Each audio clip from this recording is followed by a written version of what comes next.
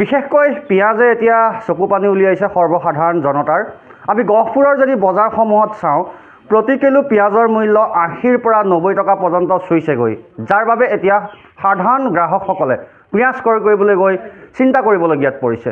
কাৰণ প্ৰতিবিধ ব্যঞ্জনতে পিঁয়াজ নহ'লে নচলে ৰান্ধনীসকলৰ, আৰু এতিয়া এই পিঁয়াজ কিনাত এতিয়া সমস্যাৰ সৃষ্টি হৈছে। বিয়াগোম এটা যোগান বিভাগ আছে, যোগান বিভাগে কি কৰিছে বুলি এতিয়া সৰ্বসাধাৰণ জনতাই প্ৰশ্ন কৰিছে। আজি কেইবামাহো ধৰি মুঠৰ ওপৰত মূল্য বৃদ্ধিয়ে হৈ আছে অত্যাৱশ্যকীয় সামগ্ৰীৰ। মোৰ সতীৰ্থই দেখাব, মই এখন গহপুৰৰ বিপণীত আছোঁ আৰু এই মুহূৰ্তত পিঁয়াজ ক্ৰয় কৰিবলৈ গ্ৰাহক আমি দেখিছোঁ। দাদা, পিঁয়াজ ক্ৰয় কৰিছে? ক্ৰয় কৰিছে, হয়। কেনেকুৱা কিলো? কেনেকুৱা মানে পিঁয়াজ ল'বলৈ ভয় লগা নিচিনা হৈছে আৰু। তাকে এতিয়া ৮০-৯০ টকা হ'ল। এতিয়া পিঁয়াজ এতিয়া দালিটো খাব নোৱাৰিয়েই। পিঁয়াজ পানী ঢালি ভাত খাবলৈ পিঁয়াজ কিনিব নোৱাৰা হ'ল। কি কৰিব এতিয়া, উপায়টো নাই। আচলতে চৰকাৰৰ এটা যোগান বিভাগ আছে, যোগান বিভাগে দামসমূহ চাব লাগে, বজাৰত নিয়ন্ত্ৰণ কৰিব লাগে। গতিকে যোগান বিভাগ ক'ৰবাত ব্যৰ্থ হৈছে বুলি ভাবে? ব্যৰ্থটো হৈছে। সিহঁত ক'ত ঘূৰি আছে, ক'ত গাড়ীত বহি আছে, পইচা মোবাইলটো সোমাই আছে, নাহে। ডাঙৰ ডাঙৰ ব্যৱসায়ীবিলাকে পইচা সোমাই দিছে, আহিব নালাগে। তলা মাৰি থৈছে, তলা খুলি পেলাই আকৌ দোকান খুলি থকা দেখিছোঁ। তেনেকুৱা হৈছে কথাটো। কিমান সমস্যা হয় এখন সাধাৰণ ঘৰ?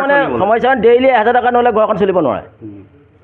একেবাৰে গৰীব মানুহ, একেবাৰে গৰীব ঘৰো ১০০০ টকা লাগিব, নোৱাৰে, একো চলিব নোৱাৰে, উপায় নাই। মানে আপুনি য'তেই যাওক মূল্য বৃদ্ধি, য'তে য'ত যাওক, বিভিন্ন চুকে কোণে য'ত নোৱাৰে যাবলৈ, ক'তো যাব নোৱাৰে, সাধ্য নাই। ঘৰ এখন চলিবলৈ সাধাৰণ জনৰ নোৱাৰে, কোনো কাৰণত নোৱাৰে, কোনো কাৰণতে নোৱাৰে। পিঁয়াজটো নাখালেও নহয়, খাবতো লাগিব, মুখৰ হেৰি এটা আছে, তৃপ্তি এটা লাগিবতো। যিমান লোক খাব লাগিব এতিয়া, উপায় নাই। যেতিয়া আগতে 1 কেজি কিনিছিলে, এতিয়া আধা পোৱা কিনিবলগীয়া হৈছে। তেনেকুৱা হৈছে, হয়। আৰু আছে গ্ৰাহক, মই অকণমান থিয়ৰি দিব, এইফালে আহক অকণমান। আপোনাৰ ওচৰলৈ আহিছোঁ, যিহেতু আপুনি কি কৰে? মই এনেই হাজিৰা চাজিৰা কৰি মেলি চলি থাকোঁ আৰু। এতিয়া পিঁয়াজ ক্ৰয় কৰিছে? পিঁয়াজৰ ইমান মূল্য বাঢ়ি গৈছে, ৮০-৯০ টকা কিলো হৈছে। আমি এতিয়া ৩০০ টকা ৪০০ টকা হাজিৰা কৰোঁ, ঘৰখন কেনেকৈ চলাম? এতিয়া তাৰ পৰি বহুত চিন্তা হৈছে আৰু। এতিয়া অকলতো পিঁয়াজ কিনিলেও নহ'ব, আলু কিনিব লাগিব, আলু দাম বাঢ়িছে। কিমান সমস্যা হয় ঘৰ এখন চলাবলৈ? বৰ্তমান ঘৰ চলাবলৈ আজিকালি বহুত সমস্যা হৈছে। যি উপাৰ্জন কিমান হয় বুলি ক'লে? উপাৰ্জন ৩০০-৪০০, হাজিৰা কৰিলে কিমান দিব? 300-400হে দিব। 300-400 হয়তো দিনটোও চলিব নোৱাৰি। দিনটো চলিব নোৱাৰি। আকৌ এই মানে ল'ৰা ছোৱালীও আছে, ল'ৰা ছোৱালীকো দিব লাগিব 1 টকা 2 টকা। হয়, এনেকুৱা আচলতে সমস্যা। এতিয়া ব্যৱসায়ীগৰাকী আছে, অকণমান আগবাঢ়ি আহিব। যিহেতু পিঁয়াজৰ মূল্য কোনো ঠাইত 70, কোনো ঠাইত 80, কোনো ঠাইত 90 পৰ্যন্ত পাইছেগৈ গহপুৰৰ ভিতৰুৱা অঞ্চলসমূহত। গতিকে এগৰাকী ব্যৱসায়ী হিচাপে কি ক'ব আপুনি? দামটো বাঢ়িছে, এতিয়া কাষ্টমাৰৰ আমাৰ কমপ্লেইন থাকে, দাম বাঢ়িছে। আকৌ আপোনাৰ কমাটো নাম লোৱাই নাই এতিয়ালৈকে।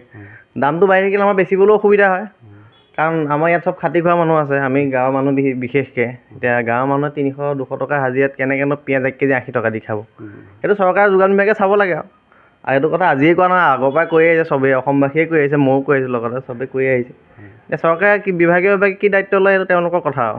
নিশ্চয়। আৰু দাম বাঢ়িছে, দামত কিনি আনিছে ব্যৱসায়ীসকলে আৰু দামত বিক্ৰী কৰিবলগীয়া হৈছে, কিন্তু হাৰাশাস্তি ভুগিবলগীয়া হৈছে সাধাৰণ গ্ৰাহকসকলে। যি লোকে দিন হাজিৰা নকৰিলে তেওঁলোকৰ পেট নভৰে, সেইসকল লোকেও কিন্তু 80 বা 90 টকা দৰত পিঁয়াজ ক্ৰয় কৰিবলগীয়া হৈছে, যাৰ বাবে এতিয়া খাদ্য বিভাগ, যি যোগান বিভাগ আছে, সেই যোগান বিভাগক কিন্তু দোষাৰোপ কৰিছে সাধাৰণ জনতাই। আপুনি বিচৰা বাতৰি পাব কেৱল নিউজ 18 এপত। নিউজ 18 এপ ডাউনলোড কৰিবলৈ স্কেন কৰক এই QR কোড। গুগল প্লে ষ্টৰতো পাব এই নিউজ 18 এপ।